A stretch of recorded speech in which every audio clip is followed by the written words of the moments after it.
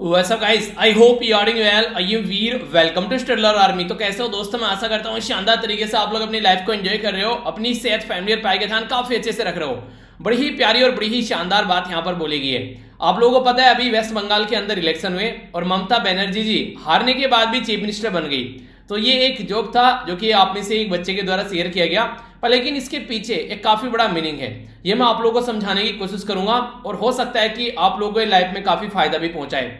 बोला गया यहाँ पर स्टेट काउंसिल ऑफ मिनिस्टर को कि यहाँ पर देखिए ममता बनर्जी के पास में ऑप्शन था कि वो कम से कम 2 सीट से इलेक्शन लड़ सकती थी, ठीक है। तो बोला गया स्टेट काउंसिल ऑफ मिनिस्टर को टू ममता दीदी की प्लान बी क्या है। तो ममता दीदी ने बोला मैं 1 सीट से इलेक्शन लड़ूंगी, plan B is for losers. तो यानी कि इनको अपने ऊपर इतना कॉन्फिडेंस था कि ये वहां से जीतकर आ ही जाएंगी, तो इसलिए यहां पर इनके द्वारा बोला गया कि plan B is for losers. तो इनके द्वारा 2 सीट से इलेक्शन लड़ा ही नहीं गया। तो ये जो कंडीशन है, अब मान लीजिए 2 सीट से इलेक्शन लड़ती तो एक जगह से हार जाती और दूसरी जगह से जीत जाती, तो कम से कम अब क्या था, आगे चलकर इनको यहां पर ये कॉन्सिक्वेंसेस फेस करने नहीं पड़ते।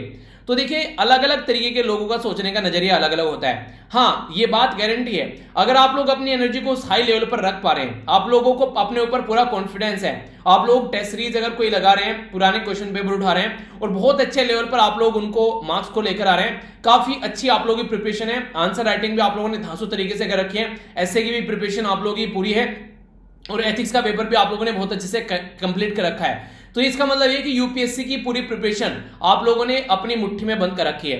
तो आप लोगों को कोई जरूरत नहीं है प्लान बी रखने की। रीजन क्या है? इसका रीजन ये कि सिलेक्शन इंसान का हो ही जाएगा, और अगर खुदा ना खास्ता कोई ऐसी कंडीशन बन गई कि आप लोग यहां पर इसमें यूपीएससी के अंदर सेलेक्ट ना हुए, तो प्लान बी रखने की जरूरत नहीं है, क्योंकि प्लान बी आप लोग फुलफिल आराम से कर लोगे। अगर यहां पे सिलेक्शन नहीं होता तो इतनी कैपेबिलिटी आप लोग के अंदर हो जाती है कि कहीं ना कहीं आप लोग जाकर सेट अपने आप हो जाओगे।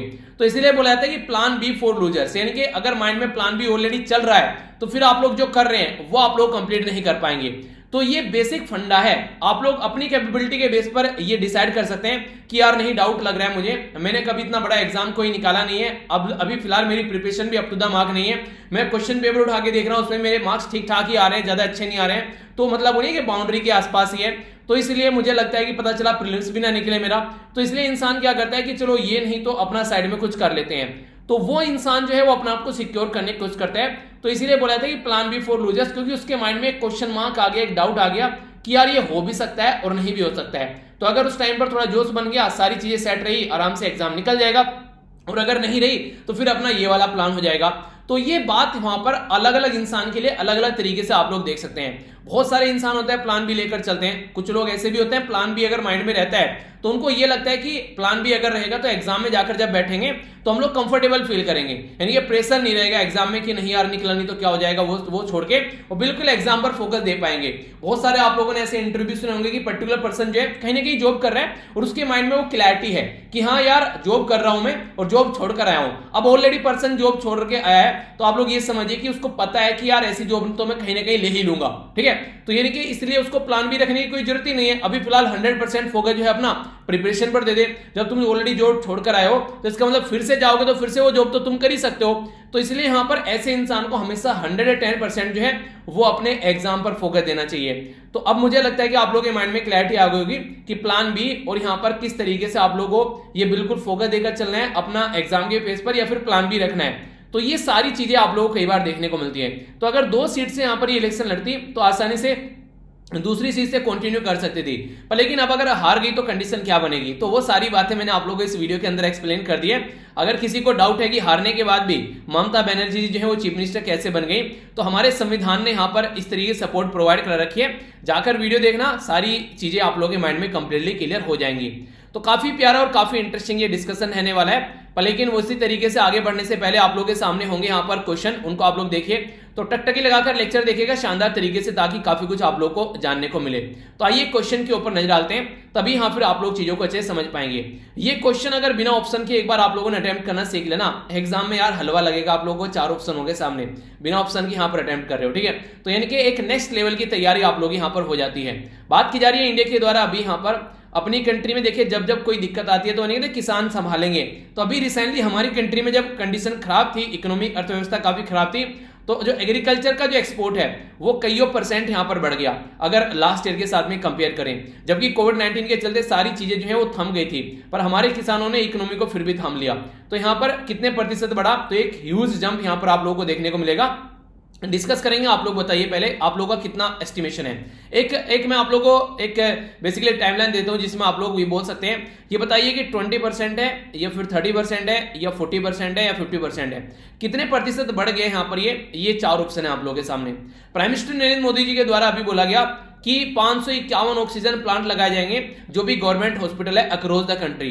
तो ये जो चीजें हैं इनके द्वारा जो यहाँ पर ये डिसीजन लिया गया है, तो एक अप्रिशिएट करने वाला डिसीजन है, पर दिक्कत ये है कि थोड़ा सा लेट ये डिसीजन आ रहा है। तो ये थोड़ा सा अगर पहले आ जाता तो बहुत सारे लोगों की जान बच जाती।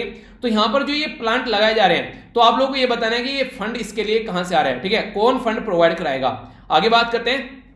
आप लोगों को पता है कि कोविड-19 जब स्टार्ट हुआ तो हमारी कंट्री में यहां पर बेसिकली पीएम केयर नाम का एक फंड इकट्ठा किया गया। तो जो पीएम केयर फंड इकट्ठा किया गया, ये कोविड-19 से लड़ने के लिए हम लोगों ने ये फंड इकट्ठा किया। तो इसके अंदर अगर आप लोग पैसा देते हैं तो टैक्स से आप लोगों को एग्जेम्पशन मिल जाएगी। तो ये यहाँ पर जो इनकम टैक्स एक्ट है उसमें कौन सा सेक्शन है यहाँ पर जो कि छूट प्रोवाइड कराते हैं, इनके अगर इतना पैसा आप लोगों ने दे दिया तो आप लोगों को यहाँ पर छूट मिल जाएगी। और इसकी फुल फॉर्म आप लोग बताइए, इंपॉर्टेंट है, कई बार कंट्रोवर्सी में भी रहता है। जब यहाँ पर पूछा गया था कि कितना पैसा पीएम केयर फंड के अंदर आया तो आरटीआई डाली गई थी, तो यहाँ पर पैसा बताने से मना कर दिया गया, जो राइट टू इंफॉर्मेशन एक्ट के तहत भी। तो ये कई सारी कंट्रोवर्सी की वजह से यहाँ पर चीजें देखने को मिली, ठीक है। तो बताइए इसके बारे में। हमारी कंट्री में फास्ट ऑक्सीजन जो एक्सप्रेस है वो स्टार्ट की गई ताकि ऑक्सीजन को जो सिलेंडर वगैरह है, जो टैंकर वगैरह है, वो एक जगह से दूसरी जगह पर पहुंचाया जा सके। तो ये आंध्र प्रदेश से स्टार्ट हुई, ये आप लोगों को बताना है कहां पर पहुंची। तो ये इंपॉर्टेंट क्वेश्चन बन जाता है कई बार इस तरीके के, अगर फर्स्ट टाइम कोई चीज स्टार्ट होती है तो, ठीक है। और ऑलरेडी यूपीएससी में क्वेश्चन पूछा जा चुका है, मुझे लगता है शायद फ्यूल के बारे में था कि फर्स्ट टाइम सोलर फ्यूल एक पर्टिकुलर प्लेन कहां से कहां तक उड़ाया गया था। तो ऐसे क्वेश्चन आप लोगों से बन जाते हैं आराम से, ठीक है। पुराने क्वेश्चन पेपर देखना इसीलिए यार बोला जाता है, अगर आप लोग पुराने क्वेश्चन पेपर एक बार समझ लेते हो ना, आप लोग ये समझिए कि आप लोग एक पेपर का नेचर समझ जाएंगे कि कैसे कैसे क्वेश्चन पूछे जाते हैं। क्वेश्चन रिपीट नहीं होंगे पर लेकिन टॉपिक जरूर रिपीट होते हैं अगर आप लोग यूपीएससी की तैयारी कर रहे हैं। तो ये चीजें आप लोग अगर समझेंगे तो आप लोग अच्छे से इंप्लीमेंट कर पाएंगे। इसीलिए बोला जाता है कि हमेशा अपना बेस चेक करते रहना चाहिए कि आप लोगों की कैसी प्रिपरेशन है। जो ऑक्सीजन एक्सप्रेस है ये किसके द्वारा स्टार्ट की गई हमारी कंट्री में, कौन सा डिपार्टमेंट है जिसके द्वारा ये स्टार्ट की गई। अभी 2 कंट्री हैं जो कि बिल्कुल कुत्तों की तरह लड़ रही थी, तो ये 2 कंट्री हैं, अभी शांति हो गई इनके बीच में। अभी आप लोगों को ये बताना है कि ये 2 कंट्री कौन सी है, अब थोड़ा शांति बनाकर रखेंगे। उन्हें कि कुत्ते के मुंह में से रोटी छीन ली एक ने तो दूसरा उसके ऊपर झड़प के पड़ रहा है, तो वो वाली कंडीशन देखने को मिल रही थी। तो दोनों कंट्री के बारे में डिटेल में डिस्कस करेंगे। मैप बेस्ड क्वेश्चन आप लोग यहाँ पर एग्जाम में बन सकता है। सफर, ये SAFAR, ये सफर एक ऐसा सिस्टम है जो हमारी कंट्री में एयर क्वालिटी के बारे में बताता है। इसके द्वारा बोला गया कि एयर क्वालिटी की जो कंडीशन थी मॉडरेट से पुअर हो गई और पुअर से वेरी पुअर देखने को मिलेगी दिल्ली वाले रीजन में। तो इस सफर की फुल फॉर्म आप लोग बताइए, बाकी सफर पे लेके मैं जब चलूंगा लेक्चर के अंदर तो आप लोगों को डिटेल में सफर के बारे में पूरा सफर कराऊंगा, ओके। 6 जो व्हील का भी साइंस रोवर है जिसका नाम है मोक्शी, तो आप लोगों को इसकी फुल फॉर्म बतानी है, ये अभी किसके लिए है, किस प्लैनेट के लिए है, वो भी मैं आप लोगों से यहाँ पर डिस्कस करूंगा। इंडियन जो साइंटिस्ट है उनके द्वारा डेवलप किया गया यहाँ पर हाई यील्ड, ये पेस्ट रेजिस्टेंस जो वेराइटी है सोयाबीन की। सोयाबीन यार ना प्रोटीन का बहुत शानदार स्रोत होता है। जिनको लगता है वो एग नहीं खा पाते हैं या फिर कोई भी ऐसा जो बेसिकली नॉन वेज वाला मटेरियल, तो सोयाबीन आप लोग अपनी लाइफ का पार्ट बना सकते हैं। बहुत शानदार प्रोटीन आप लोगों को इसमें देखने को मिलेगा, या सोया के प्रोडक्ट भी आप लोग यूज कर सकते हैं। तो यहाँ पर इसका नाम क्या रखा गया है ये बताइए, इसके बारे में काफी कुछ हम लोग डिस्कस करेंगे। तो ये काफी प्यारा और शानदार हमारा डिस्कशन रहने वाला है, तो बिल्कुल टकटकी लगाकर आप लोगों को डिस्कशन देखना है ताकि कोई कंफ्यूजन आप लोगों को देखने को न मिले। तो आइए अपनी जो फ्लाइट है वो टेक ऑफ कराते हैं। आइए स्टार्ट करेंगे शॉर्ट न्यूज के साथ में। बड़ी प्यारी प्यारी न्यूज है, पर लेकिन एक ऐसी न्यूज है जो आज मेरा पढ़ने में इतना मन लगा कि मैंने बहुत ज्यादा डिटेल में वो न्यूज बना दी। वो न्यूज है आप लोगों को लगभग वीडियो के एंड में देखने को मिलेगी। आज आप लोगों को एक पर्टिकुलर अपनी कंट्री में जो रिलीजन है उसके बारे में समझाऊंगा, और समझने के बाद में आप लोग कई सारी इंटरेस्टिंग चीजें जानने को मिलेगी। यार हमारी कंट्री ना इतनी प्यारी कंट्री है, बहुत सारे रिलीजन आप लोग को देखने को मिलते हैं। तो अगर किसी दूसरी कल्चर के बारे में आप लोग को जानने को मिलता है तो आप लोग को हमेशा उसके बारे में पढ़ना चाहिए। तो मुझे थोड़ा सा टाइम भी ज्यादा लग गया उसके चलते, उसको मैंने काफी डिटेल में पढ़ा दिया है। तो वीडियो के लगभग एंड में आप लोगों को न्यूज देखने को मिलेगी, पर सुनने के बाद में आप लोगों का भी मजा आएगा, ठीक है। पर लेकिन आइए लेक्चर को प्रॉपर वे में चलाते हैं जैसे नॉर्मल चलता है। जब वो न्यूज आएगी तो फिर उसको भी हम लोग समझेंगे ढंग से।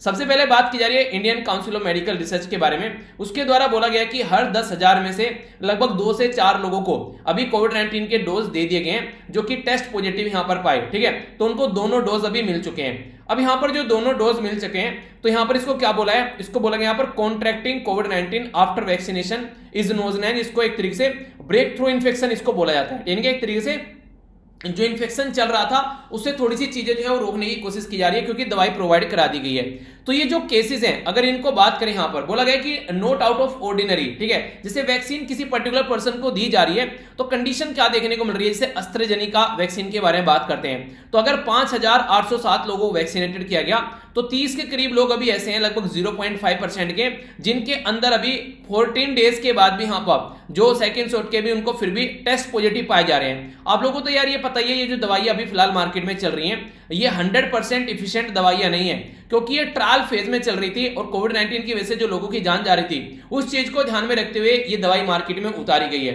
तो ये 100% प्रूफ नहीं है, पर हाँ वही बात आप लोगों ने सुनी होगी कि डूबते को तिनके का सहारा है, तो ये डूबते को तिनके के सहारे वाली बात है यहाँ पर ये।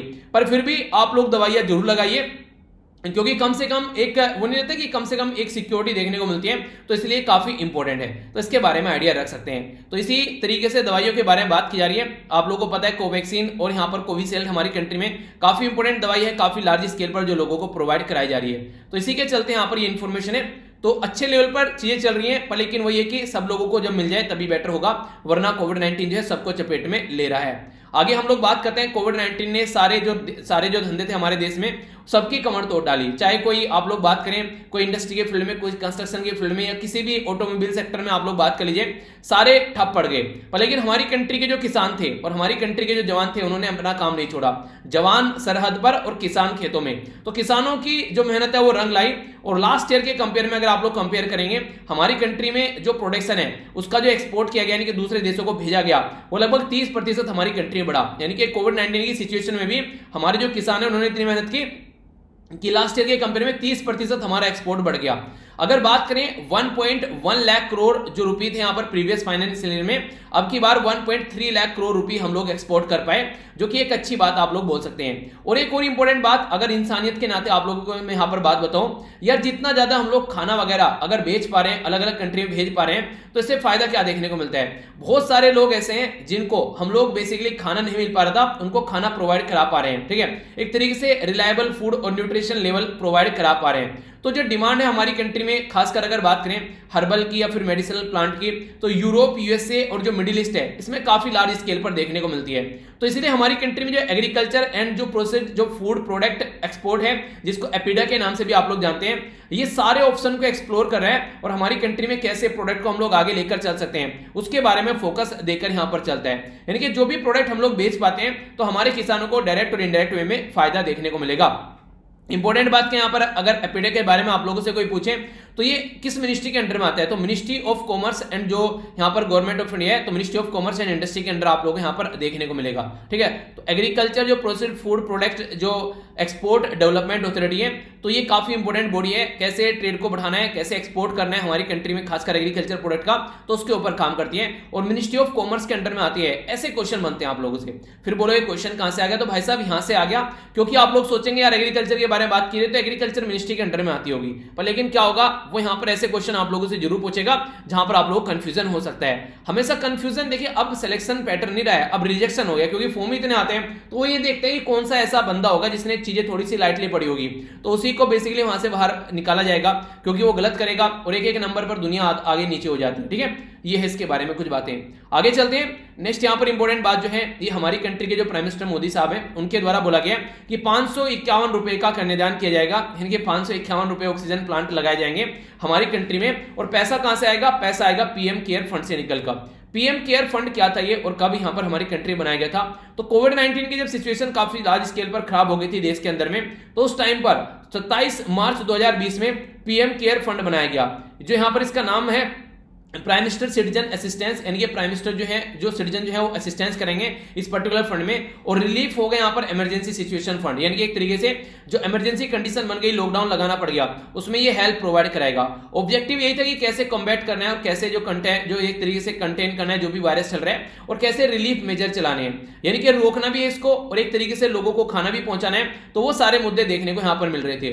तो जो डोनेशन है यहाँ पर, ये जो फंड यहाँ पर आप लोगों को देखने को मिल रहा है, इंपॉर्टेंट बात यहाँ पर यह कि इनकम टैक्स जो है यहाँ पर 80, इनकम टैक्स का जो सेक्शन 80 है उसके तहत यहाँ पर छूट दी जाती है कि आप लोगों को अगर कोई फंड आप लोगों ने 10,000 या फिर 20,000 आप लोगों ने यहाँ पर पे कर दिया तो उसके चलते इनकम टैक्स आप लोगों को इस पर्टिकुलर फंड पर पे करने की जरूरत नहीं है। तो कहीं ना कहीं रियायत यहाँ पर दी गई, पता चला यहाँ पर भी डोनेशन कर दिया, ऊपर से इनकम टैक्स भी पे करना पड़ रहा है इसके ऊपर, तो वो नहीं है। तो ये एक अच्छी बात आप लोग यहाँ पर बोल सकते हैं, ठीक है। तो ये पर्टिकुलर न्यूज होगी। तो पीएम केयर फंड से पैसा आ रहा है, ये इंपॉर्टेंट है, जो कि आप लोग याद रखिएगा थोड़ा, ओके।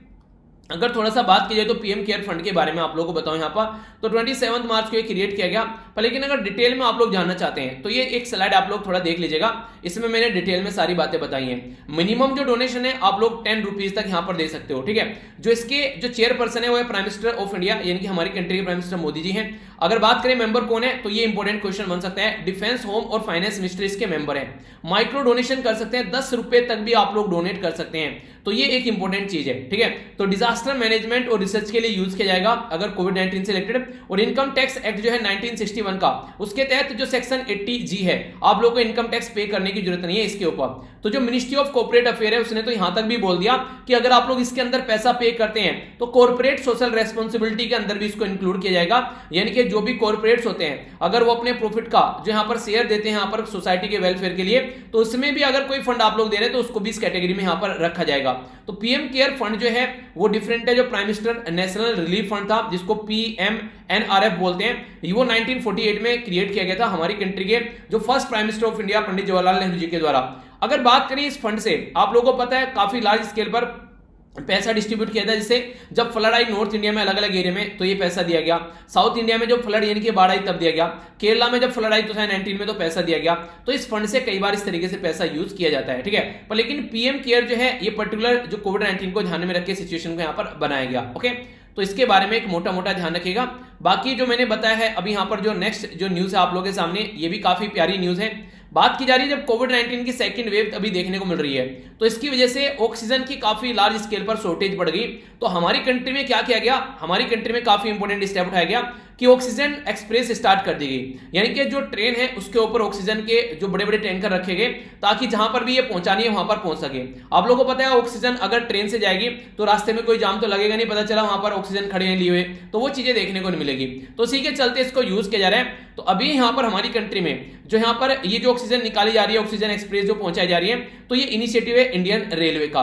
तो ये जो ऑक्सीजन एक्सप्रेस स्टार्ट की जा रही है, जो टैंकर यहाँ पर अलग अलग एरिया में यहाँ पर पहुंचाए जा रहे हैं इंडियन रेलवे के द्वारा, और मैक्सिमम जो ऑक्सीजन टैंकर लाए जा रहे हैं ये जो स्टील के जो प्लांट थे वहां से निकालकर ये लाए जा रहे हैं, यानी कि स्टील के प्लांट में ऑक्सीजन को यूज करते हैं काफी लार्ज स्केल पर, तो वहां से ये निकालकर लाए जा रहे हैं। लिक्विड जो मेडिकल ऑक्सीजन है यहाँ पर वो यूज की जाती है नॉर्मली, और ये अभी आंध्र प्रदेश से लेकर महाराष्ट्र को पहुंचाई गई जो फर्स्ट ऑक्सीजन एक्सप्रेस स्टार्ट की गई। तो ये एक प्यारा सा क्वेश्चन आप लोगों का बन सकता है, तो माइंड में कोई डाउट न रहे, तो माइंड में क्लैरिटी होनी चाहिए, तो उसी के चलते इसके बारे में याद रखिएगा, ठीक है। तो इंपॉर्टेंट न्यूज थी। आइए अब आगे बढ़ते हैं। ये जो न्यूज है यहाँ पर ये इंटरनेशनल न्यूज है, और हम लोग बात करेंगे किर्गिस्तान और तजाकिस्तान के बारे में, जो कि मैंने बोला था कि जो लड़ रही थी दोनों कंट्री, तो उसके बारे में जानेंगे। तो आइए डिटेल में थोड़ा समझते हैं। जो यहाँ पर किर्गिस्तान है और जो कजाकिस्तान है, ये वाला फॉर्मेट कैसा लग रहा है, बेटर लग रहा है पहले से, जब मैं पहले आप लोगों को फॉर्मेट दिखाता था, या फिर कोई डाउट है तो जरूर बताइएगा, ओके। और हाँ, कई सारे बच्चे बोलेंगे कि सर जो वीडियो है वो मॉर्निंग में ही लेकर आओ, पर लेकिन कई सारे बच्चे बोलेंगे सर इवनिंग में ही लेकर आओ, ठीक है। तो जैसे कि मैंने देखा एक बच्चे ने क्या किया, मुझे स्क्रीनशॉट लेकर भेजा, उसमें उसने दिखाया कि सर देखिए अगर आप लोग देखें जो वीडियो मॉर्निंग में आ रही है उसमें काफी सारे बच्चे नहीं देख पा रहे हैं, जो वीडियो इवनिंग में आ रही है उसमें ज्यादा बच्चे देख पा रहे हैं। जब मैंने कई सारी दिन की वीडियो उठाकर देखी तो ये चीज मुझको फील हुई कि कई सारे बच्चों को पता नहीं क्या दिक्कत हो रही है, मॉर्निंग में अगर वीडियो डाल रहा हूं तो छोड़ दे रहे हैं, उसको देख ही नहीं रहे हैं, ठीक है। तो उसकी वजह से कई सारे मेल मेरे पास में आ रहे कि सर अगर हो सके तो शाम को इसको डाल दो, उससे फायदा होगा कि जो शाम को देखने वाले हैं वो तो देख ही लेंगे, और जो मॉर्निंग में उठने वाले हैं 4 बजे उनके लिए भी तो मिली जाएगी, उनके लिए भी ऐसा नहीं कि उनको मिल नहीं रही है 4 बजे, तो वो भी अपना उठकर देख सकते हैं। पर यहाँ पर दिक्कत छोटी सी एक रहती है, अगर किसी का डेडिकेशन है ना मॉर्निंग में उठने का, तो उनको एक तरीके से कुछ ना कुछ बहाना चाहिए, ठीक है। अब क्या कर रहे हैं, मैक्सिमम शाम को देखकर लेट जा रहे हैं और फिर सुबह को नहीं उठ रहे हैं, तो वो भी प्रॉब्लम देखने को मिलेगी। पर फिर भी एक चीज मैंने देखी है, नोटिस की है, जब मैं लाइव एनालिसिस देखता हूँ सुबह 4 बजे, तो वहां पर बहुत सारे बच्चे अभी भी रेगुलर सुबह 4 बजे उठकर ये वीडियो देख रहे हैं। तो यार आप लोग अपना टाइम टेबल चेंज मत कीजिए, अगर मैं इसको शाम को डाल रहा हूं या फिर इसको मॉर्निंग में डाल रहा हूं, ऐसा फिक्स नहीं है अभी शाम को डाल रहा हूं मॉर्निंग में डाल रहा हूं। हाँ ये है कि थोड़ा सा ये लगता है कि मुझे कि यार कम से कम जो देखना चाह रहे हैं वो देख पाए, किसी रीजन की वजह से अगर नहीं देख पा रहे हैं, कई सारे ऐसे जो ड्यूटी कर रहे हैं हॉस्पिटल्स वगैरह में, उनके भी मेल आए कि जो है हमारी ड्यूटी रहती है तो उस टाइम पर मतलब यानी कि शाम को निकलते हैं ड्यूटी पर तो देखकर निकल जाते हैं, फिर रात भर की ड्यूटी रहती है तो फिर नहीं हो पाता है, फिर दिन में आके सो जाते हैं। ऐसे भी कई सारे मेल मेरे पास थे। तो ये बेसिक रीजन था जो मैंने ये स्टेप उठाया, बाकी ऐसा कोई नहीं है। वरना मुझे लगा यार अगर कुछ को और फायदा हो जा रहा है तो ये बेटर रहेगा। जब मैंने चीजों को एनालाइज किया तो मैंने छोटा सा स्टेप उठाया। बाकी अगर कोई भी डाउट हो तो बताना जरूर। तो यहाँ पर किर्गिस्तान और तजाकिस्तान की अगर बारे में बात की जाए तो यहाँ पर देखने को मिलेगा, ठीक है, जैसे कोविड-19 अगर नॉर्मल सिचुएशन हो जाती है तो फिर देख लेंगे, ठीक है, वरना आप लोगों को तो पहले ही मिल रही है ना, बाद में तो मिल रही है। मैंने तो बोला नहीं है कि मैं शाम को प्रोवाइड कराऊंगा आप लोगों को कि अगले दिन शाम को मिलेगी, एक दिन थोड़ा पहले ही मिल जा रही है आप लोगों को, तो ये और बेटर है। जैसे नहीं न्यूज़पेपर आप लोगों को यहाँ पर बेसिकली शाम को ही न्यूज़पेपर छप जाता है, यानी कि पूरे दिन क्या हुआ तो एक दिन बाद का न्यूज़पेपर आप लोग को मिलता है, यानी कि कल क्या हुआ वो आप लोगों को न्यूज़पेपर आज मिलता है, ठीक है। तो उस तरीके से आप लोग अंडरस्टैंड कर सकते हैं। सेंट्रल एशियन कंट्री जो है यहाँ पर इसके बॉर्डर को टच करती है, जैसे कि किर्गिस्तान हो गया, तजाकिस्तान, यहाँ पर ये कजाकिस्तान हो गया, ये तुर्कमेनिस्तान हो गया, ये उज्बेकिस्तान हो गया। तो ये जो कंट्री है ये सेंट्रल एशिया की कैटेगरी में आती है। तो दोनों जो कंट्री यहाँ पर जो लड़ाई कर रही थी किर्गिस्तान और तजाकिस्तान, तो किर्गिस्तान और तजाकिस्तान यहाँ पर लड़ाई कर रही थी, तो ये तजाकिस्तान हो गया, किर्गिस्तान हो गया। तो इसमें जो डिस्प्यूटेड रीजन है इसको बोला गया कोकतस, ठीक है। तो कोकतस रीजन जो है यहाँ पर ये जो बेसिकली रीजन जो है यहाँ पर ये पानी की जो सप्लाई है उसकी फैसिलिटी से कनेक्टेड है। और ये जो लड़ाई होती है कब होती है, अगर आप लोगों से मैं बात करूं थोड़ा सा हमारी कंट्री में, अगर आप लोग इसको कंपेयर करके देखिए, जो भी राज्य हैं आज के लिए पानी के लिए लड़ रहे हैं तो वो कौन कौन से राज्य लड़ रहे हैं। कभी ना कभी वो एक जगह इकट्ठे हुआ करते थे, उनको अलग अलग कर दिया तो पानी के ऊपर लड़ने लगे, रिवर को लेकर उनके ऊपर लड़ाई हो रही है। तो इसी तरीके से सोवियत यूनियन का पार्ट हुआ करते थे ये दोनों, पर लेकिन फिर आगे चल के सोवियत यूनियन का विघटन हुआ तो फिर इनके बीच में दिक्कतें देखने को मिली। तो ये पर्टिकुलर मैप है जो यहाँ पर किर्गिज बॉर्डर आप लोग को देखने को मिलेगा। तो इसको जूम करके दिखाया जा रहा है, यहां पर आप लोग देखते हैं, या फिर ये वाला रीजन आप लोग देखते हैं, ठीक है। तो इसके बीच में आप लोग यहां पर लड़ाई देखने को मिलेगी, इधर उज्बेकिस्तान भी देखने को मिल रहा है। तो यहां पर किर्गिस्तान और तजाकिस्तान के बारे में बात की जा रही है। इंपॉर्टेंट बात यहां पर यह कि करंट जो आप लोगों को ये देखने को मिल रही है दोनों कंट्री एक टाइम पर यूएसएसआर का पार्ट हुआ करती थी। यूएसएसआर क्या है, इसको union of Soviet socialist Republic. तो ये 1991 में इसका कोलैप्स हो गया क्योंकि उस टाइम पर इसका विघटन हो गया और उस टाइम पर यूएसए और जो यूएसएसआर के बीच में कोल्ड वॉर चल रही थी वो भी खत्म हो गई क्योंकि यूएसए एक अकेला पावर निकलकर सामने आया। तो जब विघटन हुआ तो कई सारी कंट्री यहां पर यूएसएसआर से अलग की गई, तो उसमें से जो तजाकिस्तान और जो किर्गिस्तान थी इनको भी अलग किया गया।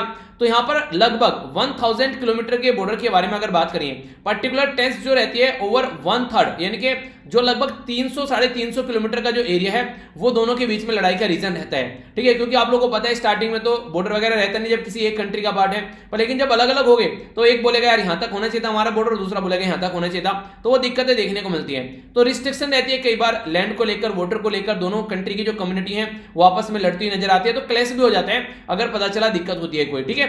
तो यूरोप और जो अभी जो रसिया है यानी कि यूरोपियन यूनियन जो रसिया है उन्होंने जो सीज फायर किया है अभी इन्होंने दोनों ने लड़ते लड़ते बोला थक गए, थोड़ा सस्ता लेते हैं। तो यहां पर तभी ये रसिया और यूरोपियन यूनियन ने बोला है बड़ी अच्छी बात है अब लड़ना मत, ठीक है, क्योंकि इससे कोई सोल्यूशन नहीं निकलेगा, बैठकर बातें कर लो यार आराम से शांति से, क्यों फालतू में सर फुड़ा रहे हो एक दूसरे के साथ में। तो इनके द्वारा ये एक्सेप्ट किया गया। तो देखते हैं आगे चीजें क्या चलती हैं। हमारे लिए अगर बात करें तो जो किर्गिस्तान है वो काफी अच्छी कंट्री है। हमारा जो कश्मीर का मुद्दा है वो उसको सपोर्ट करती है इंटरनेशनली, यानी कि बोलता है कि कश्मीर जो है वो इंडिया का पार्ट है। इवन यूनाइटेड नेशन के अंदर भी अगर आप लोग बात करें यूएन सिक्योरिटी की परमानेंट सीट के लिए भी कजाकिस्तान जो है किर्गिस्तान जो है हम लोग को सपोर्ट करता है, ठीक है। इसी के साथ में अगर बात की जाए 10 रशियन मेड एम्बुलेंस जो वेरियस जो रीजन में यहाँ पर तजाकिस्तान के अंदर भी हमारे लिए यहाँ पर प्रोवाइड कराएगी। तो ऐसा नहीं है कि हमारे किसी के साथ में बुरे रिलेशन है, हम लोग इनके दोनों के लिए हेल्प करते हैं और दोनों ही कंट्री हमारे साथ में अच्छे रिलेशन रखती है। तो ये एक अच्छी बात आप लोग यहाँ पर बोल सकते हैं, ठीक है। तो ये थी इसके बारे में इंपॉर्टेंट इन्फॉर्मेशन। आगे बढ़ते हैं। यहां पर बात की जा रही है नेशनल न्यूज के बारे में। तो SARS-CoV-2 जो है यहां पर बोला गया है is not going away, we are going to live with this virus, we think forever, यानी कि एक तरीके से ऐसा वायरस हो गया कि जिसके साथ में हम लोग हमेशा रहने वाले हैं। ये बात बोली गई स्टीफन जो यहाँ पर बेंसेल है, यहाँ पर ये की सीईओ है यहाँ पर मोडरेना, जो आप लोगों को देखने को मिलती है ना अभी ये भी दवाइयां, ठीक है, इसकी भी दवाइयां बनाई जा रही है, ठीक है। तो वैक्सीन मेकर जो मोडरेना है तो उसके सीईओ के द्वारा ये बात बोली गई कि ये भाई साहब खत्म नहीं होने वाला है, ये वायरस ज्यादा या फिर कम तौर पर तो आप लोगों के साथ में रहने वाला है। अब डिपेंड करेगा कि आप लोग इसको कैसे लेकर चल रहे हैं, कितना ज्यादा लार्ज स्केल पर आप लोग इसको घटाना चाहते हैं, ठीक है। अभी अगर बात करें इसका रीजन क्या है ये बोलने का, इनका रीजन सीधा सीधा ये कि क्योंकि जो वायरस है ना उसको मजा आ रहा है यहाँ पर खेलने में पृथ्वी के ऊपर, वो अपना नेचर चेंज कर रहा है। आज कैसा है तो कल को कैसा हो गया। मूवी देखी होगी ना आप लोगों ने, मुझसे शादी करोगी, दुग्गल साहब आज अंधे हैं, दुग्गल साहब जो है आज बह रहे हैं, तो वो सारी चीजें। तो आज कोरोना का वायरस किसी और वेरिएंट का है तो कल को किसी और वेरिएंट का होगा।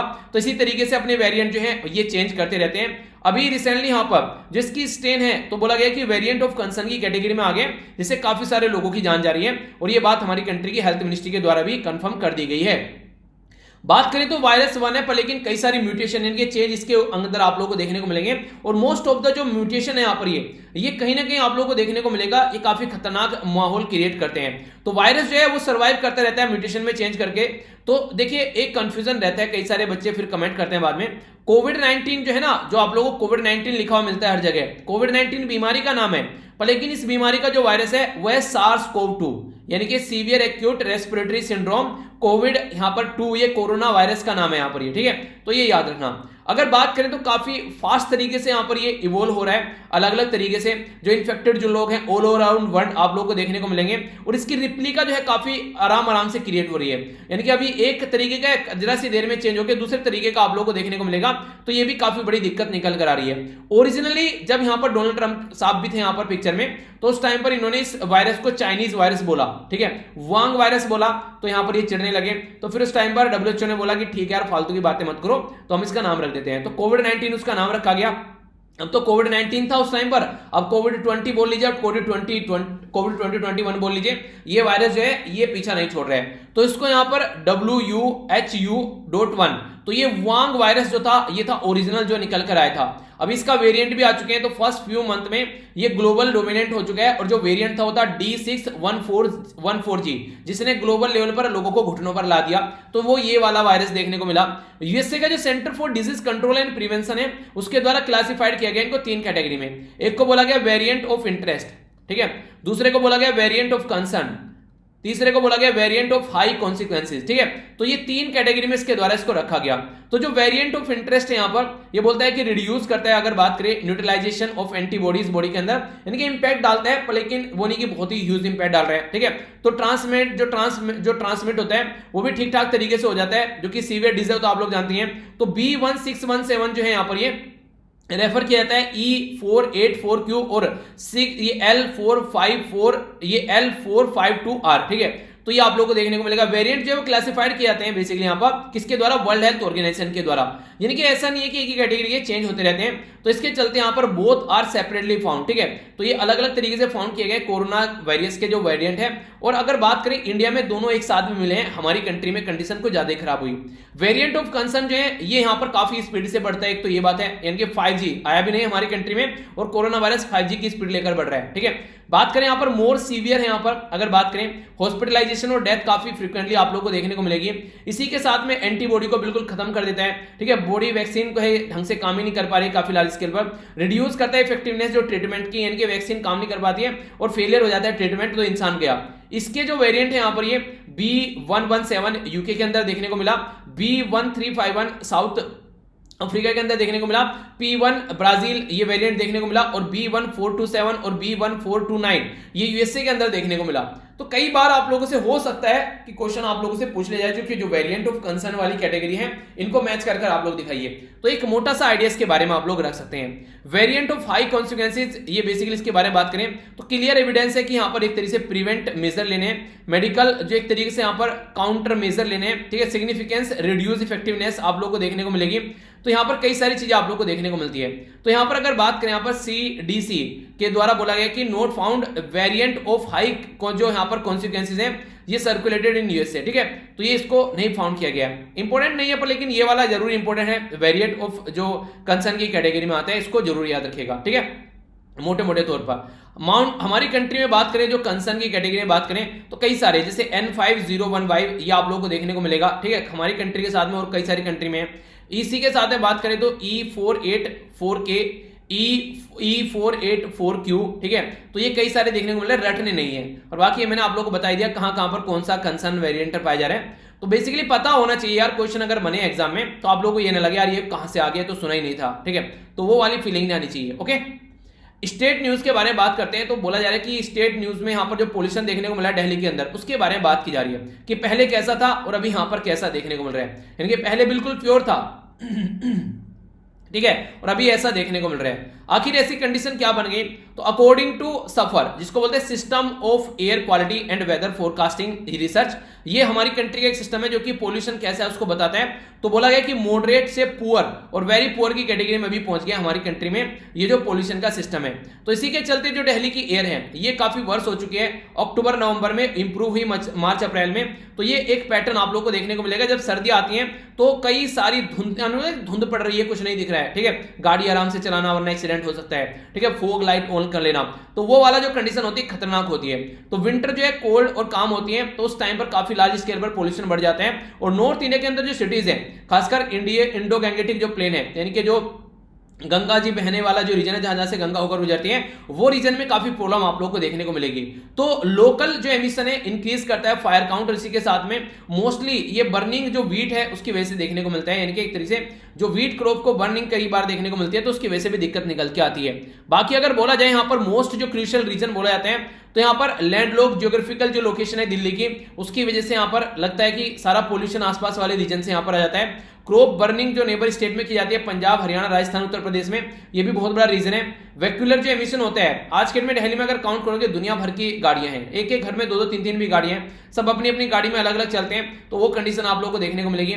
इंडस्ट्रीज जो दिल्ली का आसपास वाला जो रीजन है, गाजियाबाद वाला, ग्रेटर नोएडा वाला, वहां पर दुनिया भर की इंडस्ट्री आप लोगों को देखने को मिलेगी, तो ये भी दिक्कत है। Large scale of construction activities कहीं आप लोगों को देखने को मिलेगा, मेट्रो का कंस्ट्रक्शन चल रहा है, कोई कोई बिल्डिंग चल रही है, कहीं कोई ब्रिज बनाया जा रहा है, ठीक है, तो ये सारी कंस्ट्रक्शन एक्टिविटीज भी बहुत ज्यादा पोल्यूशन फैलाती है, तो ये भी दिक्कत है। और बाकी यहाँ पर जो इंपैक्ट है, ये number of novel corona virus के जो केसेस हैं, इसकी वजह से भी आप लोगों को कंडीशन देखने को मिलेगी। तो यहां पर वर्ल्ड एयर क्वालिटी जो रिपोर्ट है 2020, उसमें दिल्ली जो है वो टॉप 10 जो मोस्ट पोल्यूटेड सिटी है उसमें आया, और टॉप पोल्यूटेड कैपिटल, यानी कि अगर सिटी में बात करें तो टॉप पोल्यूटेड सिटी में यहां पर 10वें नंबर पर है। पर लेकिन अगर हर एक कंट्री की कैपिटल यानी कि राजधानी आप लोग देखोगे तो हमारी कंट्री की कैपिटल टॉप पर है। Greenpeace non governmental organisation जो है, जिस चीज के द्वारा दिल्ली को बोला गया highest economic cost of air pollution, यानी कि दिल्ली में जो पोल्यूशन हो रहा है उसकी वजह से जो लोगों की जान जा रही है, जो इंफ्रास्ट्रक्चर जो हट रहा है, बच्चों की जान जा रही है, तो उसकी वजह से सबसे ज्यादा जो बर्डन पड़ रहा है वो दिल्ली के ऊपर पड़ रहा है, ठीक है। स्टेट ऑफ ग्लोब एयर 2020 के बारे में अगर बात करें तो आज की डेट में जो लॉन्ग टर्म एक्सपोज अगर आउटडोर देखने को मिल रहा है, या आप लोग बात करें हाउस होल्ड में जो एयर पोल्यूशन देखने को मिल रहा है, तो डेथ बढ़ रही है, लोगों को हार्ट अटैक आ रहे हैं, डायबिटीज की बीमारी, लंग कैंसर, क्रोनिक जो लंग की डिसीज है, नियोनेटल यानी कि बच्चों की डेथ होती नजर आ रही है। तो ये सारी दिक्कत आप लोग यहाँ पर देखने को मिलेगी अगर ये सारी चीजें चल रही हैं तो इसके बारे में एक मोटा मोटा आइडिया आप लोग रख सकते हैं कि हाँ ये सिचुएशन भी यहाँ पर देखने को मिलती है, ठीक है। बाकी अगर सफर के बारे में थोड़ा सफर आप लोग करना चाहते हैं तो ये system of air quality and weather forecasting के बारे में बात करें, ये यहां पर बेसिकली जब क्रिएट किया गया तो ये इनोग्रेट तो किया था दिल्ली के अंदर, पर पुणे, मुंबई और अहमदाबाद के अंदर भी इसको लेकर गया, और ministry of earth and science के अंडर में आता है, ठीक है। बनाया किसके द्वारा गया? ये Indian institute of tropical metrology कहां पर है? पुणे के अंदर में इसके द्वारा बनाया गया। और इंप्लीमेंट कौन करता है? तो इंडियन मेट्रोलॉजिकल जो डिपार्टमेंट है IMD, वो इंप्लीमेंट इसको करता है। तो ये एयर की क्वालिटी बताता है और वेदर फोरकास्टिंग यानी कि ये भी बताता है कि बारिश होने वाली है नहीं, ठीक है, कहां रेन रहेगी, क्या टेम्परेचर रहेगा, कैसी ह्यूमिडिटी रहेगी, विंड की स्पीड क्या रहेगी और विंड की डायरेक्शन क्या रहेगी, सारी चीजें बताता है। ऑल्सो मेजर करते हैं यहाँ पर अल्ट्रावोलेट जो इंडेक्स है उसके बारे में बताता है, ठीक है। इसी के साथ में particulate matter, mercury, black carbon, ये सारी चीजें रियल टाइम में इंफॉर्मेशन देता है। कौन कौन से parameter, PM 2.5, PM 10, sulphur dioxide, ozone, nitrogen, ये सारी चीजों के बारे में बताता है। इसी के साथ में यहाँ पर बेसिकली मॉनिटर करते हैं हार्मफुल पॉल्यूशन जैसे कि बेंजीन, इसी के साथ में टोलिन और इसी के साथ में जाइलिन या मरकरी, इनके बारे में भी इंफॉर्मेशन देता है। इंपॉर्टेंट चीज यहां पर है 24/7 ये आप लोगों को रियल टाइम में इंफॉर्मेशन देता है और 72 घंटे पहले बता देगा कि भाई साहब कोई गड़बड़ी होने वाली है तो अपनी पेटी बांध लो, ओके। तो ये अच्छी बात है। मान लीजिए कोई कोस्टल एरिया में कोई फिशरमैन गए हुए हैं फिशर मछली पकड़ने के लिए और पता चला वहां साइक्लोन आने वाला है, तो 72 घंटे पहले बता देगा कि वो एरिया छोड़ दो, तो बहुत सारे लोगों की जान बचाई जा सकती है, ठीक है।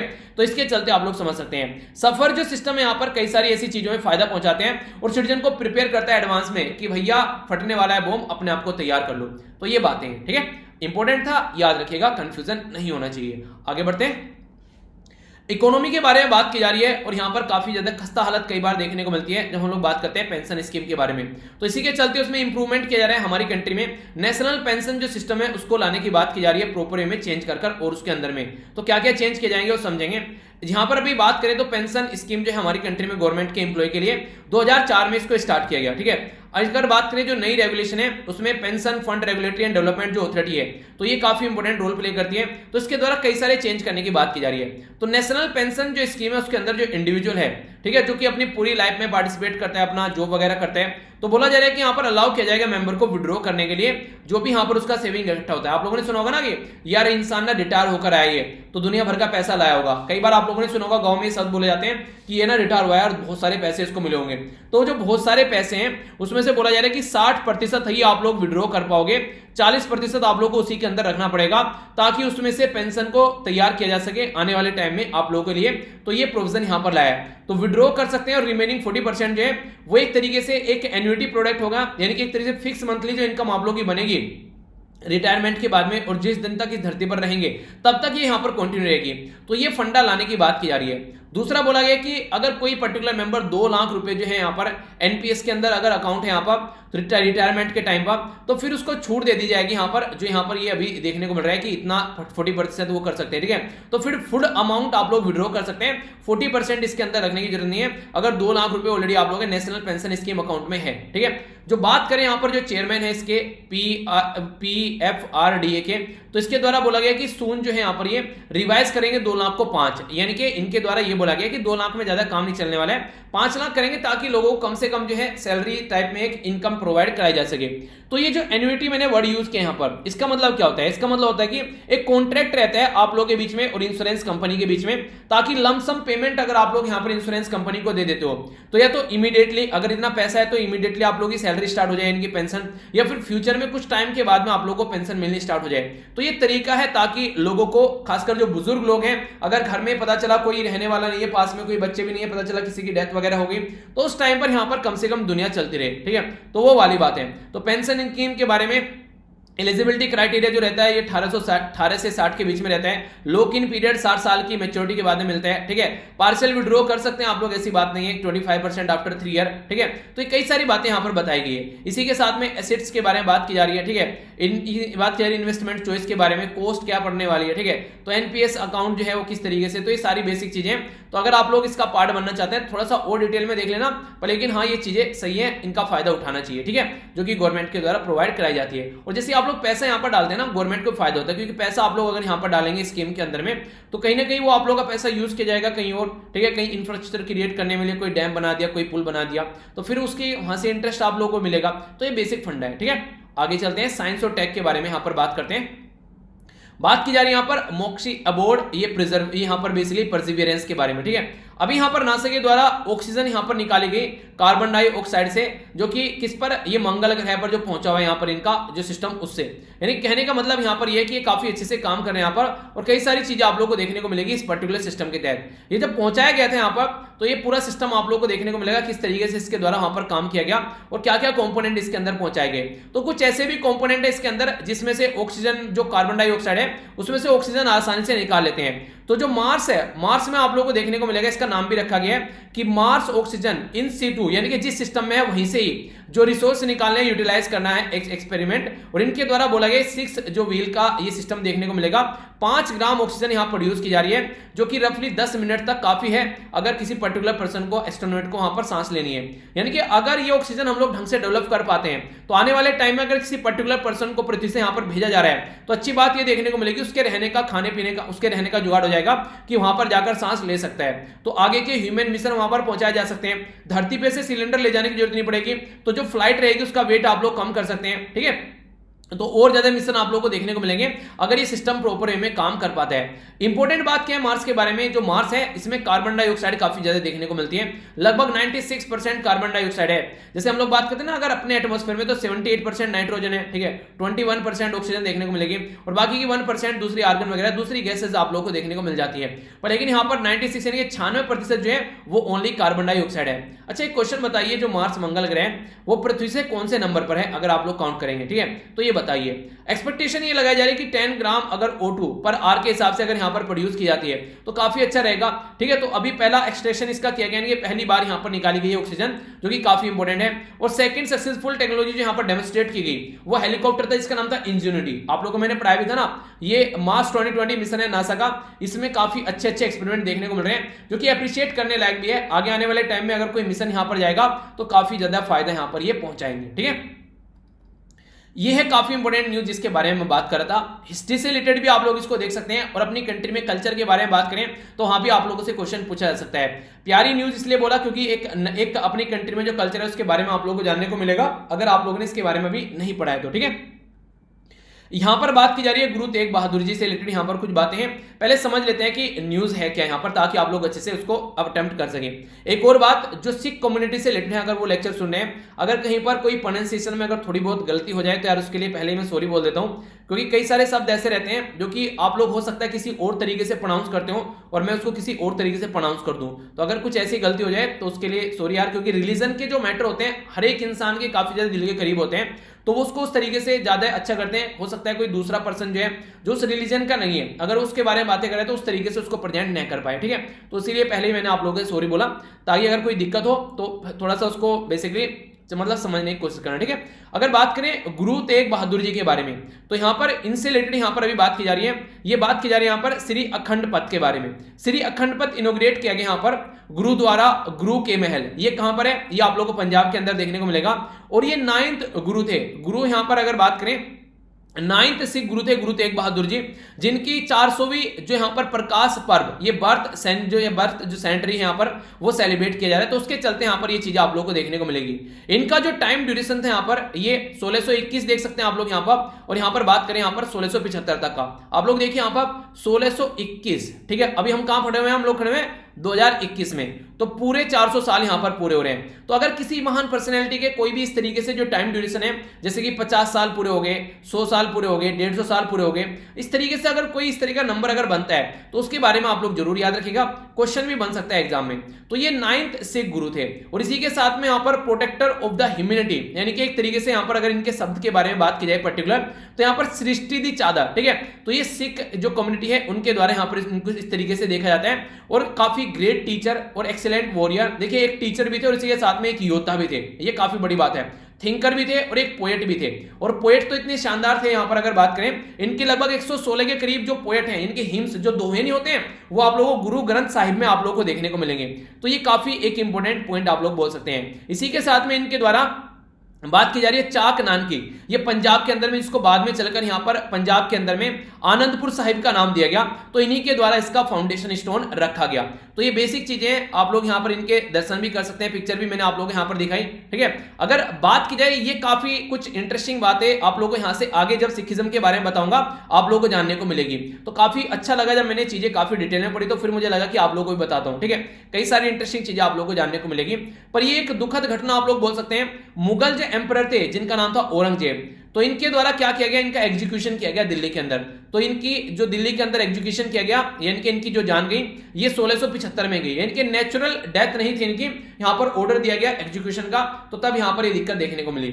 अब बात करते हैं जो मैंने आप लोगों को बोला काफी इंपॉर्टेंट बातें, जब सिख धर्म से अगर आप लोग रिलेटेड हैं तो आप लोग इंपॉर्टेंट और भी ज्यादा आप लोगों के लिए हो जाती है, हालांकि आप लोगों को पता ही होगा ये सारी चीजें, पर लेकिन फिर भी इंटरव्यू में भी आप लोगों से कई बार ऐसे क्वेश्चन पूछ रहे आते हैं। जैसे सिख जो शब्द है यहां पर, इसका मतलब क्या होता है, पंजाबी लैंग्वेज में अगर बात करें तो इसका मतलब होता है शिष्य, यानी कि डिसाइपल। ठीक है, तो ये काफी इंपॉर्टेंट है, अगर आप लोग किसी दूसरे रिलीजन से रिलेट करते हैं तो आप लोग भी अपने रिलीजन के बारे में थोड़ी चीजें पढ़ लीजिएगा, इंटरव्यू में क्वेश्चन बन जाते हैं। जो सिक्स हैं यानी कि एक तरीके से जो यहाँ पर डिसाइपल हैं, ठीक है, तो एक तरीके से गॉड को फॉलो करते हैं। ठीक है, यानी कि गॉड को फॉलो करते हैं, और गॉड किसको देखते हैं, यहाँ पर जो 10 गुरुज है सिख के अंदर में, उनको यहाँ पर उनकी जो राइटिंग्स है, उनकी जो टीचिंग्स है, उनको फॉलो करते हैं, और काफी अच्छे से उनको फॉलो करने की कोशिश की जाती है।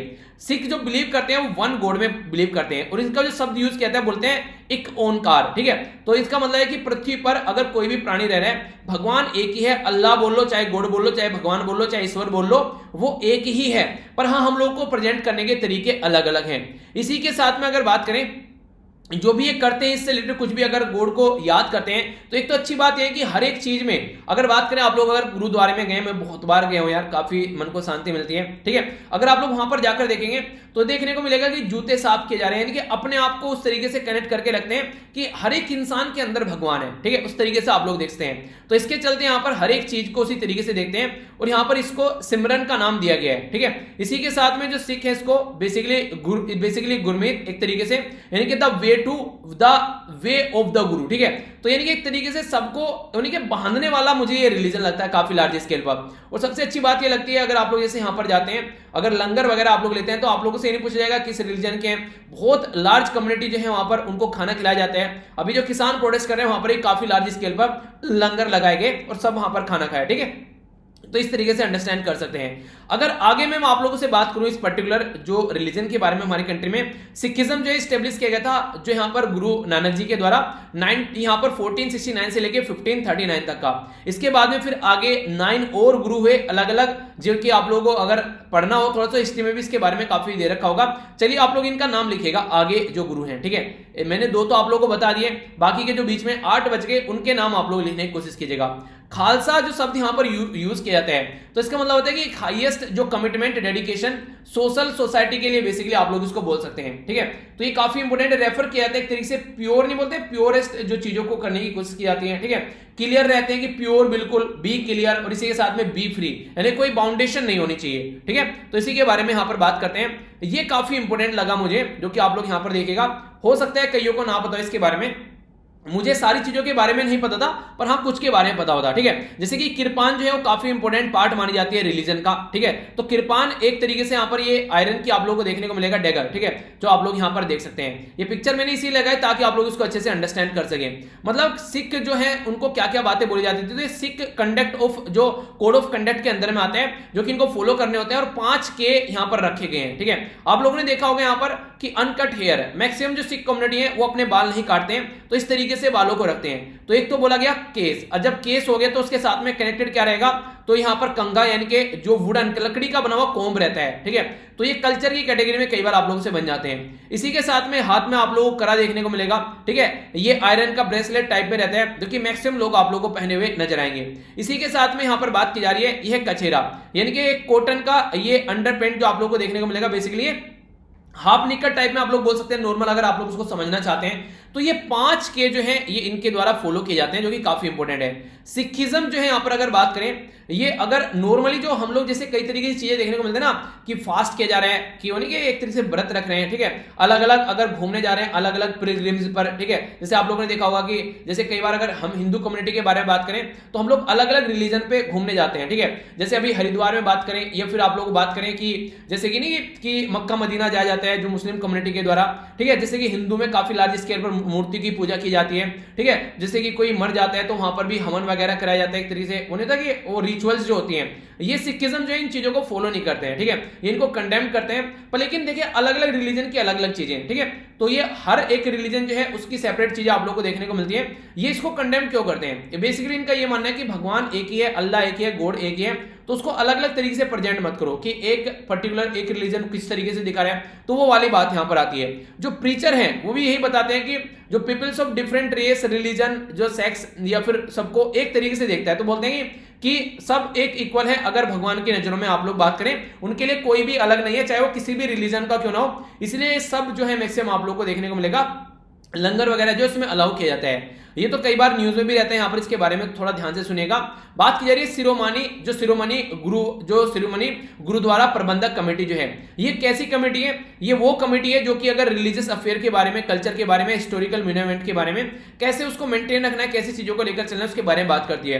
तो अमृतसर पंजाब के अंदर ये देखने को मिलेगी हमारी कंट्री में, जो कि ऑल ओवर वर्ल्ड में जहां जहां भी सिख कम्युनिटी रहते हैं वो यहाँ पर इसको डेमोक्रेटिकली इलेक्टेड करते हैं, यानी कि इलेक्ट करते हैं। ऐसा नहीं कि यहाँ पर नॉमिनेट किया जाता है, तो ये इलेक्टेड यानी कि डेमोक्रेटिकली पैटर्न फॉलो किया जाता है और स्टेब्लिश की गई थी यहाँ पर ये स्पेशल एक्ट के द्वारा यहाँ पर 1925 में। तो ये इसकी बेसिक इंफॉर्मेशन होगी, ठीक है। तो कैसा लगा आप लोगों को सुन के, आई होप कि आप लोगों ने इसको एंजॉय किया होगा। मतलब मुझे पढ़ते टाइम मुझे लगा कि यार ये कई सारी चीजें बताते हैं, किसी भी कल्चर के बारे में अगर आप लोगों को जानने को मिले तो जरूर पढ़िएगा, कोई कंफ्यूजन आप लोगों को उससे रिलेटेड नहीं होना चाहिए, ठीक है। डिफेंस के बारे में अब यहां पर बात करते हैं तो क्या क्या कंडीशन देखने को मिल रही है हमारी कंट्री में। अगर बात करें लाइट कॉम्बैक्ट एयरक्राफ्ट जिसका नाम है तेजस, तेजस को यूज किया जा रहा है यहां पर, यह है Python 5 air to air missile. Python 5 जो है वो एक एयर टू एयर मिसाइल है जो कि डेवलप की गई है राफेल एडवांस डिफेंस सिस्टम के द्वारा। किसका है? ये इजराइल का है, ठीक है। तो वो राफेल के बारे में मत करिएगा जो कि फ्रांस का है, ठीक है। तो यहाँ पर 5th generation air to air missile है यहाँ पर ये, और ये ड्यूअल यूज में है, सुटेबल एयर टू एयर भी है और यहाँ पर सरफेस टू एयर यानी कि धरती से भी आप लोग इसको ऊपर फेंक सकते हैं। तो ये इस तरीके की मिसाइल है यहाँ पर ये, ठीक है। तो काफी कैपेबल है, तो याद रखिएगा इसके बारे में, इजराइल के द्वारा ही हमको प्रोवाइड कराई गई और हम लोग इसको तेजस में फिट कर आसानी से छोड़ पा रहे हैं। अगर किसी को समझ में नहीं आ रहा है तो ये वाली पिक्चर आप लोग देखिए, मिसाइल के यहाँ पर इस तरीके से आप लोग मार्क कर सकते हैं, ठीक है। अगर बात करें यहाँ पर तो ये आप लोग को देखने को मिलेगा जो पाइथन है, आप लोग यहां पर देखते हैं ये पाइथन, ठीक है। तो ये जो मिसाइल है यहां पर ये हमारी कंट्री को सप्लाई की गई। एक और इंपॉर्टेंट बात अगर आप लोग बात करते हैं यहां पर लाइट कॉम्बैक्ट एयरक्राफ्ट तेजस के बारे में, तो हमारी कंट्री में किसके द्वारा मैन्युफैक्चर किया गया है? तो HAL के द्वारा ये मैन्युफैक्चर किया गया है, जिसको बोलते हैं हिंदुस्तान एरोनॉटिक्स लिमिटेड, ठीक है। और डिजाइन किसके द्वारा किया गया यहाँ पर? तो एरोनॉटिकल जो डेवलपमेंट एजेंसी है ADA, तो उसके द्वारा फॉर इंडियन एयरफोर्स और जो इंडियन नेवी उसके द्वारा डिजाइन किया गया है। तो air to air, air to surface और प्रिसीजन जो गाइड जो वेपन भी यहाँ पर इसके द्वारा डिजाइन किए जाते हैं। तो ये हमारी कंट्री में जो मेक इन इंडिया प्रोजेक्ट के तहत काम किया जाता है, ठीक है। तो इसके बारे में आप लोग याद रख सकते हैं। आगे चलते हैं, यहां पर बात की जा रही है एग्रीकल्चर के बारे में। तो एग्रीकल्चर के अंदर MACS 1407 करके यहां पर हाई यील्ड ये पिस्ट रेजिस्टेंस वैरायटी यहां पर बनाएगी सोयाबीन की, जिसका नाम रखा गया MACS 1407। तो ये काफी इंपॉर्टेंट है यहां पर, जो अगर आप लोग शाकाहारी हैं तो ये काफी हेल्पफुल आप लोगों के लिए रहेगी अगर एक तरीके से आप लोग इसको अपनी डाइट का पार्ट बनाते हैं। तो किसके द्वारा डेवलप किया गया? तो यहां पर ये जो अगरकर रिसर्च इंस्टीट्यूट है, कहां पर है? पुणे के अंदर में है, और Indian council of agriculture research जो न्यू दिल्ली के अंदर है। तो इसके दोनों के साइंटिस्ट के द्वारा मिलकर इसको डेवलप किया गया है। ये बेसिकली जो नॉर्मली ये काफी इंपॉर्टेंट है, यहां पर कन्वेंशनल क्रॉस ब्रीडिंग टेक्नोलॉजी का यूज किया जाता है। यहां पर अगर कोई ऐसा सिस्टम बनाया जाता है तो ये टेक्नोलॉजी है जिसका यूज किया गया, टेक्निक है 39 क्विंटल पर हेक्टेयर आप लोग इसको क्रिएट कर सकते हैं, यानी कि काफी ज्यादा पैदावार देखने को मिलेगी किसानों को, एक कम एरिया में काफी ज्यादा जमीन उगा सकते हैं। एवरेज 43 डेज यहां पर लगते हैं 50% फ्लोरिंग होने में और 104 दिन के करीब लगते हैं मैच्योर होने में, और जिस तरीके से इसको आप लोग कंप्लीट कर सकते हैं। इंपॉर्टेंट बातें क्या है यहाँ पर? ये काफी इंपॉर्टेंट बातें यहाँ पर, व्हाइट कलर इसका देखने को मिलेगा, येलो व्हाइट कलर तो फूल का रहेगा, येलो कलर सीड का रहेगा और ब्लैक यहाँ पर हीलियम। बेसिकली आप लोग देखिए कि पॉइंट जो होता है ब्लैक ब्लैक से यहाँ पर इनके आगे, ठीक है। तो इसका नाम भी बेसिकली बोल सकते हैं आप लोग, इसका ब्लैक कलर रहेगा। सीड के अंदर 19.81% ऑयल रहेगा, 41% प्रोटीन, जो कि एक हाई क्वांटिटी आप लोग बोल सकते हैं, ठीक है। उसी के साथ में कीटाणु शोधक भी आप लोगों को देखने को मिलेगा, ठीक है। सुटेबल है यहाँ पर रेनफेड कंडीशन में, खासकर नॉर्थ ईस्ट वाले रीजन में। इसी के साथ में यहाँ पर आसाम, वेस्ट बंगाल, झारखंड, छत्तीसगढ़, नॉर्थ जो बेसिकली नॉर्थ ईस्ट एरिया में इसको लगाया जा सकता है। और जो भी यहाँ पर कीट पतंगे हैं जो भी यहाँ पर लग सकते हैं, ये सबसे यहाँ पर बचाया जा सकता है, ठीक है। जैसे यहाँ पर गिडल जो बिटल्स के बारे में बात की जा रही है, लीफ माइनर, यहाँ पर लीफ रोलर, ठीक है, स्टीम फ्लाई, व्हाइट फ्लाई, तो ये सारे डी फोलेटर, ठीक है। तो ये सारे जो भी यहाँ पर गंदगी फैलाने वाले जो कीट पतंगे हैं, इनसे बचाया जा सकता है। अगर बात करें किसानों के बारे में तो यहां पर बात की जा रही है 2022 से इसको यूज किया जा सकता है, ठीक है। जो इसका टाइम ड्यूरेशन रहेगा 20 जून से लेकर 5 जुलाई तक यहां पर इसको बेसिकली उगाया जा सकता है विदाउट एनी लॉस। और बेसिकली यहां पर बात करें तो मानसून के बारे में काम करें तो ये रजिस्टर्स टू द जो बेसिकली कई बार मानसून के अंदर चेंज देखने को मिलता है, तो उसमें भी ऐसा कोई दिक्कत ज्यादा देखने को आप लोगों को नहीं मिलेगी। 2019 में इंडिया के द्वारा 90 मिलियन सोयाबीन जो है मिलियन टन प्रस्तुत की गई। हमारी कंट्री काफी अच्छा प्रोडक्शन करती है, तो यहाँ पर वाइडली कल्टीवेट की जाती है oil seed, cheap source of vitamin के लिए, सॉरी प्रोटीन के लिए, और काफी एक तरीके से पैकेज मील के लिए भी इसको यूज किया जाता है, यानी कि एक अच्छा तरीका है यहाँ पर, ठीक है। तो ये सोयाबीन है जिसके बारे में आप लोग याद रख सकते हैं, ओके। तो ये है बेसिक इसके बारे में इंफॉर्मेशन, और ये था आज का हमारा लेक्चर, ठीक है। तो ये हमारी बिल्ली है, ये हमारी सोयाबीन है, और ये हमारा लेक्चर चल रहा था, ओके। तो ये था टोटल लेक्चर। मुझे आशा है कि आप लोगों को पसंद आया होगा। एक बार देख लेते हैं क्या क्या डिस्कस किया। तो शॉर्ट न्यूज में 4 न्यूज हम लोगों ने देखी काफी डिटेल में, जो कि आप लोगों की समझ में आ गई होंगी। इसी के साथ में पीएम केयर फंड के बारे में एक्स्ट्रा इन्फॉर्मेशन मैंने आप लोगों को प्रोवाइड कराई, और ये टैंकर वगैरह भी देखें। इंटरनेशनल न्यूज में 2 कंट्री के बीच में जो झड़प चल रही है वो हम लोगों ने डिटेल में समझे। इसी के साथ में नेशनल न्यूज में कोरोना के जो वेरिएंट है वो हम लोगों ने डिटेल में समझे, जो कि कोई कंफ्यूजन अब आप लोगों के माइंड में नहीं होना चाहिए। स्टेट न्यूज में हम लोगों ने कहां क्या पॉल्यूशन फैल रहे हैं उसके बारे में जाना। इकोनॉमी की न्यूज में हम लोगों ने पेंशन की जो स्कीम है, अच्छा आप लोग ये बताइए, मुझे लग रहा है खासकर आप लोगों को भी लग रहा है कि अगर निर्मला सीतारमण जी अगर उनकी एज बढ़ेगी तो कुछ ऐसी लगेंगी। मुझे एकदम देखकर फीलिंग आई कि आप लोगों को भी ऐसा लग रहा है, पता नहीं, मुझे एकदम देखकर चेहरा लगा कि कुछ ऐसा देखने को मिल रहा है। मतलब मुझे लगा यार मैं बोल रहा हूं तो मैंने इसलिए बोला। तो आप लोगों को लग रहा है या नहीं लग रहा है आप बताइए।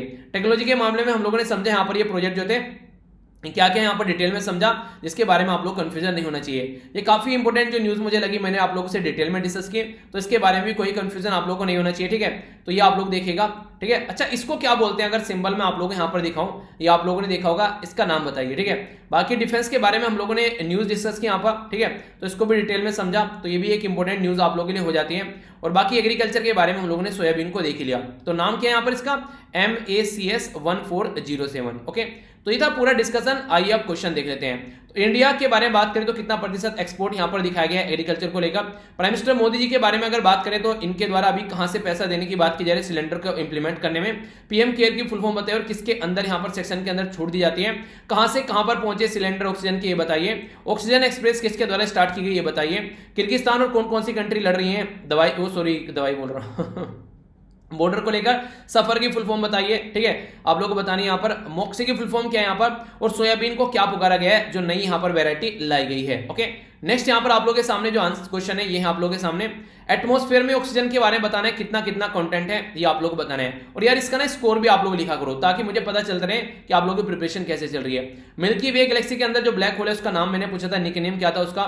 किसके द्वारा बोला गया कि जो यहाँ पर पेमेंट जो सर्विस प्रोवाइड कराने वाले जो एप्स हैं उनके लिए साइबर सिक्योरिटी के कुछ नॉर्म्स रखे जाएंगे। ठीक है, पोखरन जो सेकंड देखने को मिला, इसके डायरेक्टर का नाम आप लोगों को बताने, जिनकी रिसेंटली अभी डेथ हुई। यहाँ पर बात करें कौन सा एक्ट है जो कि कॉर्पोरेट सोशल रेस्पॉन्सिबिलिटी के बारे में बात करते हैं। पोखरन सेकंड टेस्ट कब किया गया ये बताइए। पोखरन फर्स्ट कब किया गया ये बताइए। इंडियन नेवी के बारे में बात करें तो उनके द्वारा कौन सी कंट्री की जो पनडुब्बी डूब गई उसको बचाने की बात की गई। ठीक है, तो 78% नाइट्रोजन, 21% ऑक्सीजन, ये याद रखिएगा। यूनिकॉर्न इसका नाम रखा गया है, जो कि यहाँ पर जो ब्लैक होल देखने को मिल रहे हैं रिजर्व बैंक ऑफ इंडिया के द्वारा बोला गया है कि आप लोगों के लिए नोट्स तैयार किए जाएंगे। कृष्णा जो मूर्ति है सत्यानंद, ठीक है, तो इनका नाम याद रखते हैं। पोखरन सेकंड में डायरेक्टर थे, रिसेंटली अभी डेथ हो गई है। कॉन्सेप्ट सोशल रेस्पॉन्सिबिलिटी के बारे में बात करें कॉर्पोरेट की, ये कंपनी एक्ट 2013 के अंडर में आता है। पोखरन जो था वन था 1974 और सेकंड था 1998। और बाकी डीप सबमर्जेंस जो रेस्क्यू व्हीकल है उसके द्वारा यहाँ पर इंडोनेशिया की हेल्प की जा रही है चीजों को टैकल करने के लिए। ये था आज का हमारा डिस्कशन। मैं आशा करता हूं आप लोगों ने इसको एंजॉय किया होगा। तो अगर एंजॉय किया तो फीडबैक देकर जुड़ जाइएगा। इस लेक्चर को कितने नंबर आप लोग देना चाहेंगे 10 में से, तो आप लोगों के पास में अपॉर्चुनिटी है अपग्रेड करने का लेक्चर को, कि जहां पर भी आप लोग बताओगे अपग्रेड करना है तो उसको अपग्रेड किया जाएगा। ठीक है, बाकी ये लेक्चर और देखना आप लोगों के माइंड में अगर कंफ्यूजन है तो मिलता हूं नेक्स्ट लेक्चर में। बड़ों को नमस्ते, छोटों को प्यार, छोटी सी लाइफ एंजॉय करा। तब तक के लिए जय हिंद।